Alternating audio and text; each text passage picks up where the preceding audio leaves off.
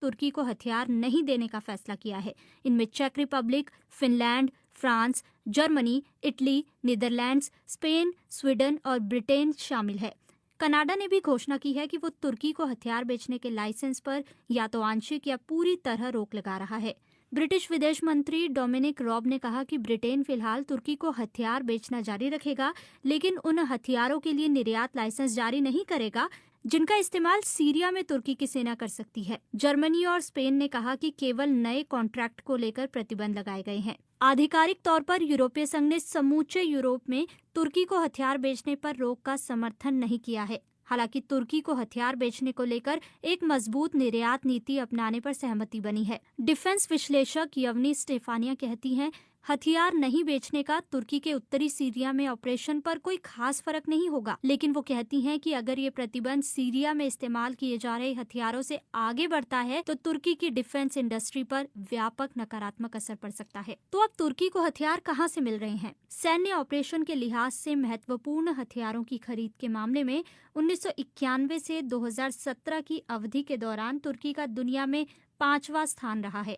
ऐतिहासिक रूप से तुर्की अपने डिफेंस और सुरक्षा जरूरतों के लिए नेटो के अपने सहयोगी अमेरिका और यूरोप पर निर्भर रहा है। तुर्की को हथियार बेचने वाला सबसे बड़ा निर्यातक अमेरिका है। 2014 से 2018 के बीच तुर्की ने अपने 60% हथियारों की खरीद अमेरिका से ही की है। यूरोपीय देशों में से तुर्की को हथियार बेचने वाले देशों में फ्रांस, स्पेन और ब्रिटेन सबसे आगे रहे हैं। 1980 और 90 के दशक में सैन्य प्रभुत्व वाली तुर्की की सरकारों के दौरान अमेरिका से हथियारों की खरीद रिकॉर्ड ऊंचाई पर पहुंच गई।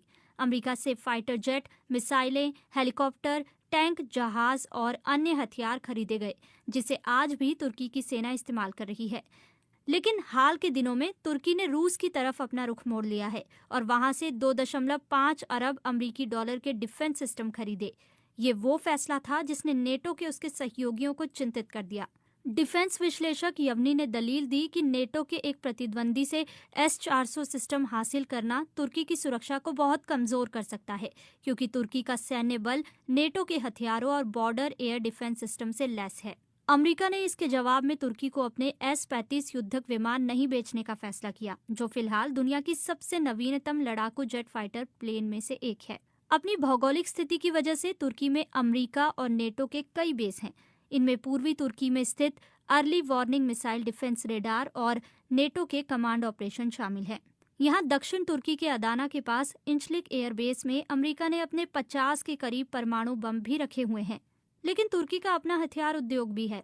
विदेशों से हथियारों की खरीद पर निर्भरता कम करने के उद्देश्य से तुर्की ने घरेलू हथियार उद्योग को विकसित किया है। तुर्की के विदेश मंत्री मेवलूत चावशोलू ने हाल ही में कहा था कि तुर्की अब अपने 70% से ज्यादा सैन्य उपकरणों का खुद उत्पादन करता है और हथियार का एक अहम निर्यातक भी है।